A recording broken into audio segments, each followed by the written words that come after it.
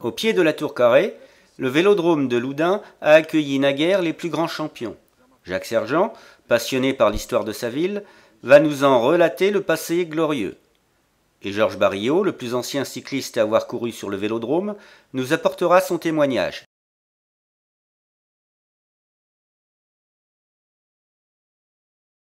Alors le Véloslob loudunais a été créé le 9 avril 1892. Il a pour but de développer le goût et l'usage du bicycle et du tricycle.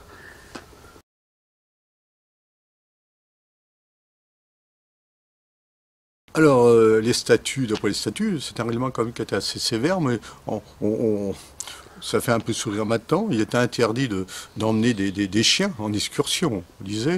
Et il y avait deux sortes de vélosman, c'était le mot qu'on employait. Il y avait ceux qui étaient montés sur des bicycles et les autres qui étaient montés sur des tricycles.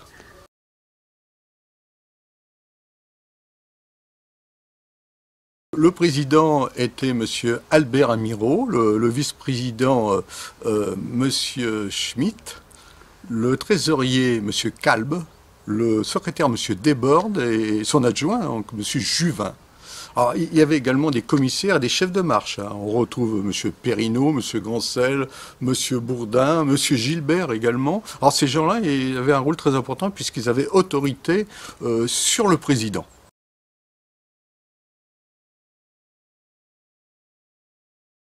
Alors la création de ce vélodrome est décidée lors d'une réunion. Cette réunion s'est déroulée le 18 mars 1893 et là on décide de trouver un endroit qui sera approprié pour créer un vélodrome.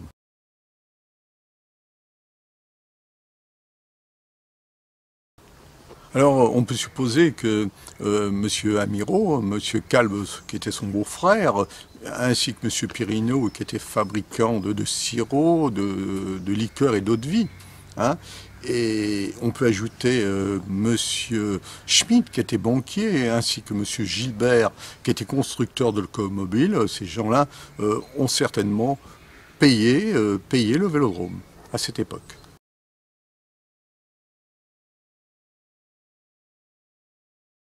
Oui, il y a eu la première course, le 14 mai 1894, il y avait une course où il y avait 29 engagés. Hein. Alors cette course, elle a eu lieu sur le boulevard. Donc déjà avant 1939, parce qu'on sait que le Grand Prix du commerce était créé début juin 1939, il y a eu déjà des courses sur le boulevard. Alors effectivement, c'est pas le boulevard que l'on connaît maintenant, et certainement il n'était pas bitumé, rien du tout. C'était de la terre battue. Effectivement, ça ressentait dans les performances, puisque la première course, c'est de la course, on appelait ça la course internationale. Il y avait 6 tours de boulevard. 20 km. Hein. Après la course régionale où il y avait 3 tours. Et ensuite la course de consolation qu'on appelait ça, c'était un tour de boulevard. Alors c'est vrai que les performances devaient se ressentir bien sûr par rapport à ce qu'on voit maintenant. Mais il faut quand même bien le signaler qu'on a couru sur le boulevard dès 1894. Alors les courses avaient lieu dès le matin, dès 9h. Dès 9h, il y avait les courses, après qui se succédaient, hein, c'est plus que maintenant, les gens étaient matinales à cette époque-là. Et puis, on peut ajouter que les coureurs avaient des pseudonymes. Hein. Alors, on trouve des Sans Frein, Sans Grelot, Jean Bal, tout ça sont des pseudonymes que l'on retrouve sur le programme qui est présenté là.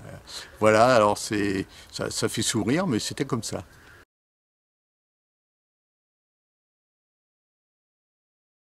Il y a eu une course avant l'inauguration, hein, elle s'est déroulée le 23 mai 1895. Hein, voilà, cette course était certainement pour préparer l'inauguration, qui a eu lieu peu de temps après, puisque l'inauguration officielle du Vélodrome Loudun est le 14 juillet 1895. Alors, ensuite, il y a les courses en 1896, le 15 août, hein, apprennent le nom de fête de bienfaisance. Hein, voilà, donc on a donc ces courses, et puis il y en a aussi d'autres courses en 1904. On note les courses qui est championnat amateur, ils appellent, et la course à l'écharpe sur 200 tours de piste.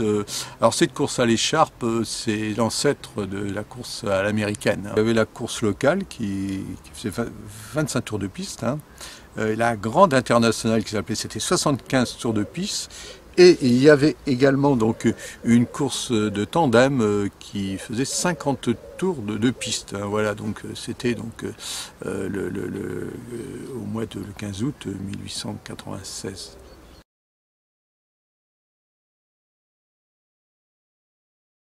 À cette époque-là, la piste était en terre battue, le traçage était approximatif et il n'y avait pas de main courante. Hein.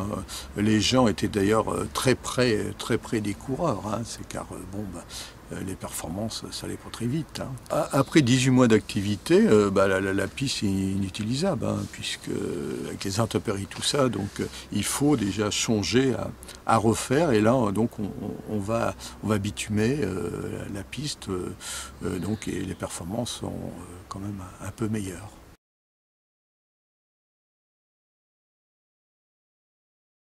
Alors, les présidents, il y a de très nombreux présidents, mais on ne peut pas les énumérer tous. On peut parler comme des principaux. Hein. Les principaux, et bien sûr, on a parlé d'Almir Mero, qui a créé le Verso Lyonnais, mais on a quelqu'un qui se détache, c'est Georges Maurice, qui était sénateur, qui était d'ailleurs maire de Saint-Marceul également, qui était quelqu'un qui a apporté énormément de subventions au Verso Lyonnais, par effectivement son rôle qui jouait au niveau de l'État. Hein. Alors, il y en a qui se détachent. Alors, il y a effectivement Émile Champion qui va rester très longtemps et c'est lui qui va avoir la charge de construire le nouveau vélodrome qu'on verra tout à l'heure en 1931. Hein.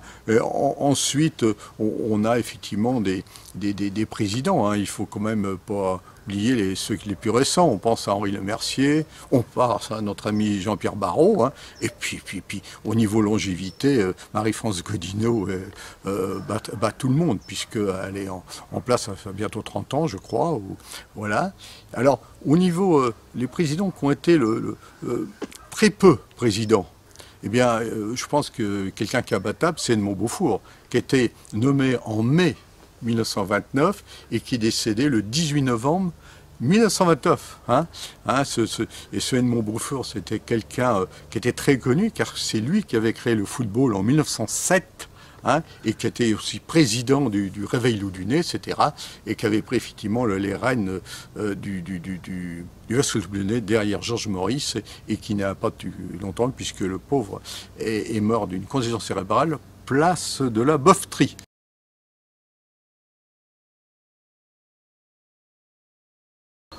Il y a énormément de coureurs, hein. C'était tous les coureurs les plus réputés de France, et également étrangers. Hein. Donc, alors, bon, on prend en 1935, par exemple, Antonin Magne, Jacques Barrère, et puis après, bon, on pense effectivement à Jean Robic. Alors, vous aviez tous les vainqueurs du Tour de France. On pense à Bernard Hinault, on pense à Thévenet, tous ces gens-là sont venus. Mais Gimignani est venu, Chapat est venu, Moser est venu.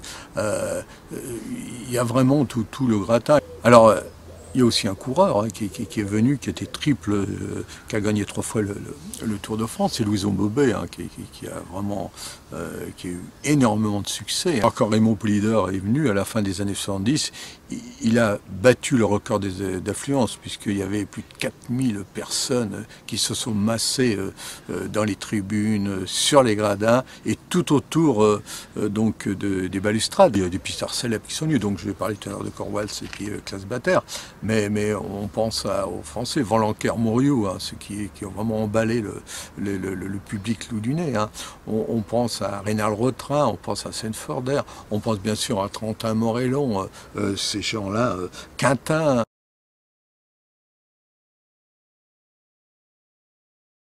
L'anecdote, il y en a. Bon, l'anecdote, bon, où j'étais présent, c'est effectivement, c'était la dernière course au Vélodrome, une des dernières, je pense, avec Bernard Hinault, bon, qui effectivement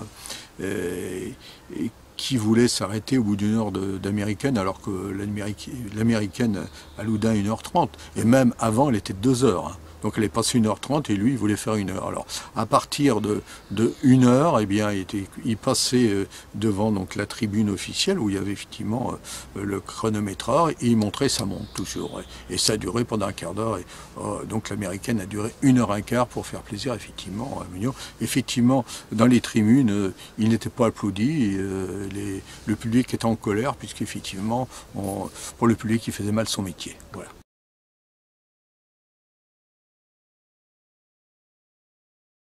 Monsieur Octave Georges Barillot, vous avez couru donc sur le vélodrome de Loudun dans les années 1933, 1934, 1935. Et en 1934, j'ai gagné le championnat de vitesse. Voilà. Et alors, vous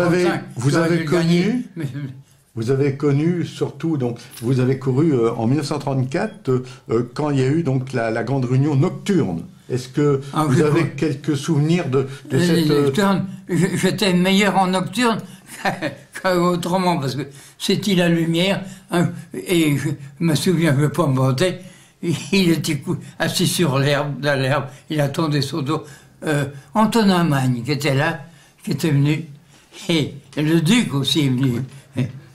Vous devez avoir tout ça. Tout à fait. Hein? Il y avait Ferdinand Landreau. Et là, Antonin Magne m'a dit, c'est bien petit. Il m'a serré la palue. J'étais content. Alors Eugène Gréau, parlons d'Eugène Gréau. Il a fait le Tour de France, tout à Gréau, fait, hein. En 1929. Et il habitait la petite maison, là, quand on monte à l'église, oui, sur la à droite. gauche. Là. À droite plutôt. Il habitait là. Il avait un commerce, hein, monsieur Gréau. Vous faites équipe avec Garnier. Avec Garnier. Et vous avez toujours... Oui, couru avec Garnier. Oui, voilà, Barillot, Garnier. Et avec Gaudin aussi. Dans la Gazette, il avait marqué... il avait marqué... le fougueux Barillot, allié au puissant Gaudin. Alors les Loudunais qui ont couru sur la piste sont très nombreux. Hein. Bon, entre autres, on va citer Tarodo, on va citer Penaud, on va citer Robin, on va citer Turcois, Boucher, Denis, tous ces coureurs. Et puis, plus proche de nous, on pense effectivement à Lédec, Lély, Pérez, et puis encore... à Ranchet, qui ont couru, Fromager, et puis il ne faut pas oublier Rabin, Charpentier. Alors il y a eu effectivement des coureurs qui ont remporté des titres. On pense à Lély en 1950, qui termine 3e au championnat de France amateur à Toulouse. Et surtout, plus près de nous, c'était en 1987, Patrick Gouin qui devient champion de France de demi-fond sur piste à Saint-Denis de l'Hôtel.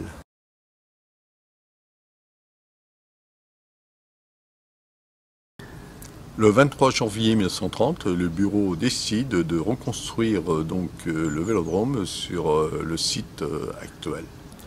Alors, les travaux vont commencer à partir du mois de décembre 1930 et donc vont s'achever quelques mois plus tard, c'est-à-dire au mois d'avril 1931. La facture s'élève à 99 000 francs, donc des francs de cette époque. Et si on fait la conversion, ça fait 175 000 euros actuellement. Le VCL va s'acquitter des 24 000 francs ils vont régler de suite. Il restera donc 75 000 francs à régler. Un emprunt sera fait et qui sera garanti par la ville de Loudun. Et le VCL remboursera cette somme sur une durée de 30 ans. En 1931, on a refait la piste de Loudun entièrement. Est-ce que vous avez des souvenirs? C'est Rousseau qui l'a fait. Il y avait le grand Gaudin, je ne sais pas ce René Gaudin, qui était maçon, qui habitait sur la route de Poitiers. René Gaudin, eh bien, il travaillait, on montait voir. Je les ai vus, j'ai vu le vélodrome se faire parfois, ils l'ont pas fait en 8 jours, parce qu'ils n'avaient pas de bétonnière, ils faisaient tout le béton, le brasser à la main.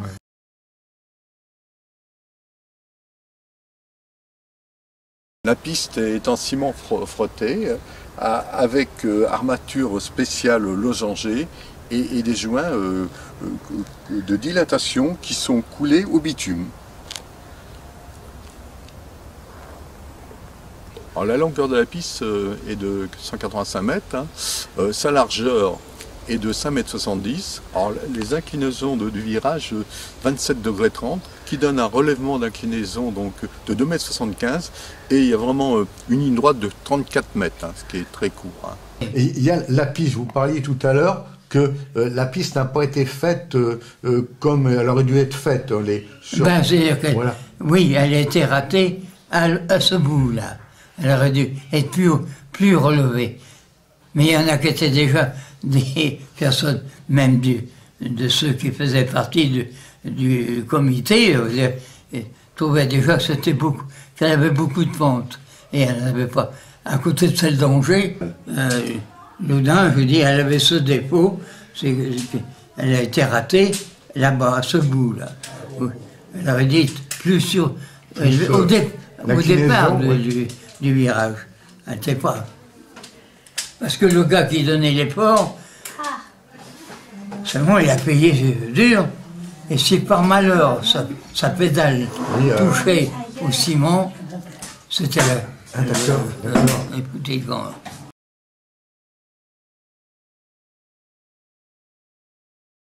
L'élévation a lieu le 23 mai 1931, donc devant une foule importante. Il y avait 4000 personnes d'après la Gazette de Loudun, et il y avait tous les notables du coin, toutes les personnalités, puisqu'il y avait la présence du sous-préfet, il y avait le député qui était également présent, c'était M. Sevestre, hein, et puis bien sûr le maire Marcel Aymar, et puis tous les conseillers étaient là, etc.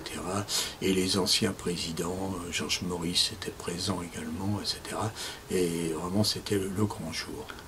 Alors l'invité d'honneur, donc, et comme on voit donc cette bannière qui date de l'époque, elle date exactement du jour de l'inauguration, donc Émile Georget. Alors Émile Georget est Châtelleraudais, il est né à Possé-sur-Claise, donc dans l'Indre-et-Loire, et il est mort en 1960 à Châtellerault. Alors ce Émile Georget, d'ailleurs, qui avait été le premier à franchir le Galibier en 1911, c'était un grand champion qui a effectivement gagné d'énormes courses, c'est-à-dire Milan-San Remo, les classiques, Paris-Tours.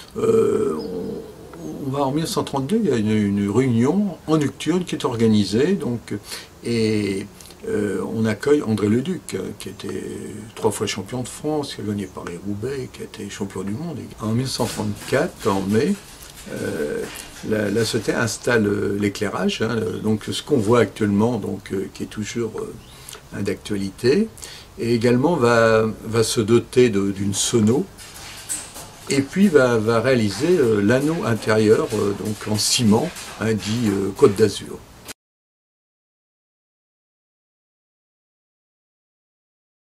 Il y a une performance qui a été établie en 1933 par le Belge champion du monde Jeff Scréance. Alors ce Belge est venu bien des fois courir sur le vélodrome, et il avait de la famille, il venait s'entraîner. Et lors d'un entraînement, donc, il était donc chronométré en parcourant donc, le tour de piste, c'est-à-dire 180 mètres en 12 secondes, voilà, ce qui fait quand même ce qui fait à peu près une vitesse de 66 km à l'heure. Alors, il y a eu des records de l'heure aussi, des tentatives, il y a eu des records. Alors, le premier, c'est coureur local, c'est Jean Robin qui avait établi en 1934 38 km, un peu plus de 30 km. Il y a eu Maurice Denis qui a fait un peu plus de 39. Il y a eu le Godin, le coureur Toircé, qui a fait plus de 41 km, et bien d'autres, effectivement. Je pense à Lucien Boucher aussi, qui était un excellent pistard, qui a réalisé de très bonnes performances. Il y a eu des tentatives. Et puis, on a effectivement toutes les Américaines. Alors, il faut se dire, il y avait des Américaines de 2 heures à une époque, hein, et donc on parcourait 82-83 km dans 2 heures. Il y avait carrément des Américaines d'1h30, hein. Et puis des Américaines d'1 heure, où on a des performances, je pense à Roy et Richard, qui ont couru à plus de 45, ils ont réalisé plus de 45 km dans l'heure, hein. Je crois qu'il y en a d'autres. Donc encore une fois, c'est une piste très rapide, qui est vraiment très propice pour réaliser de grandes performances, mais elle est faite pour des pistards, elle n'est pas faite pour des routiers. On a toujours effectivement en mémoire les gadins, des célèbres gadins. Le dernier, je crois que c'est le Portugais Agostinho qui avait failli avoir beaucoup plus de mal, qui a fait, on appelle ça un soleil. Hein. Voilà, donc c'est vraiment une piste que les pistards aimaient donc venir à Loudun.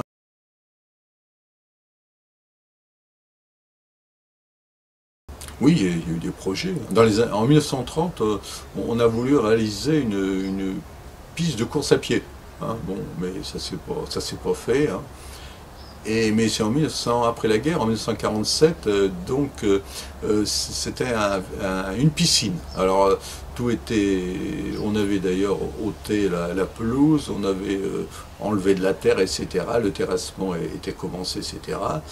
Mais vers le Bluenet, les dirigeants se sont opposés donc à la construction d'une piscine.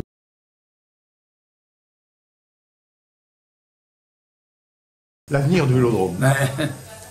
Moi, je serais pour que ce vélodrome reste. Tout à fait. Il restera bien sûr bien après moi, mais il est là. Je vois pas. Bon, c'est évident, on peut faire des maisons d'habitation à la place du vélodrome. Mais, je sais pas, ça fait drôle. Je voudrais dire que beaucoup de villes aimeraient avoir un endroit comme ça. C'est formidable. Nous sommes à quelques minutes du centre-ville. Il n'y a pas de voiture, il n'y a rien, il n'y a aucun bruit. On n'entend que les oiseaux, c'est formidable. Et surtout, avoir un vélodrome, puisque il ne reste guère qu'une centaine de vélodromes en France. Hein. Voilà, donc il faut effectivement conserver ce lieu. Alors, c'est vrai que ce lieu était très prisé à une époque. Hein. On a vu des kermesses, on a même vu un motocross se dérouler sur les pentes. Hein. Et puis il y avait effectivement des galas de gymnastique avec la Loudunaise, avec la Jean-Charles Cornet, gala aussi de danse, gala d'haltérophilie. Il y avait les 14 juillet. Les 14 juillet, ça s'est toujours passé ici depuis très longtemps, puisqu'on a des documents en 1904.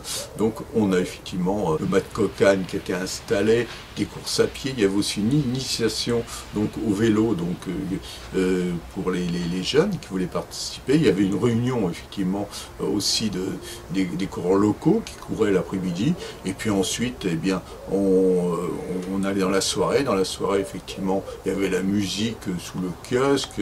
Ensuite, il y avait effectivement la retraite au flambeau, etc.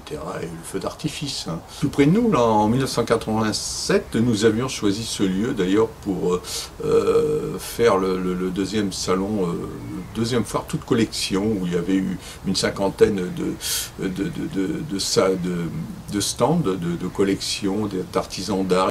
Il y avait la musique, les vieux vélos, les motos, il y avait effectivement la chorale qui s'était produite, il y avait aussi un prestidigitateur.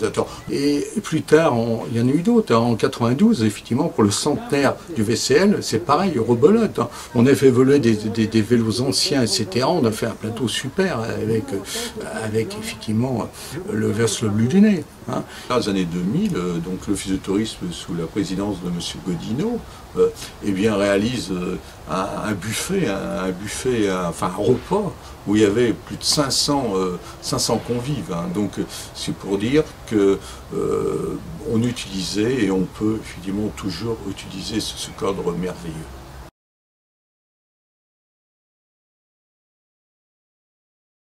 Il faut surtout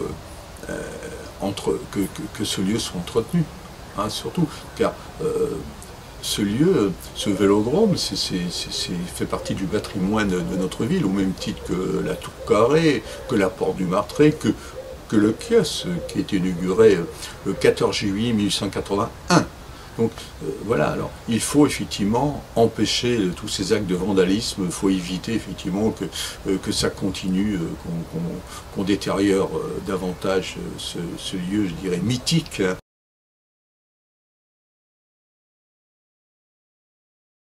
Il faut le réhabiliter, c'est tout. Hein. Je pense qu'important, le repeindre, repeindre les gradins, etc., les balustrades, et puis pour le rendre beaucoup plus accueillant. Hein. Et pourquoi pas qu'on organise de nouveau des manifestations autres que le vélo. Comme je disais tout à l'heure, on peut faire un tas de choses ici. On a un cadre super. Le mot de la fin? Le mot de la fin, je suis comme beaucoup de Loudunais, j'aimerais revoir des coureurs évoluer sur la piste du vélodrome.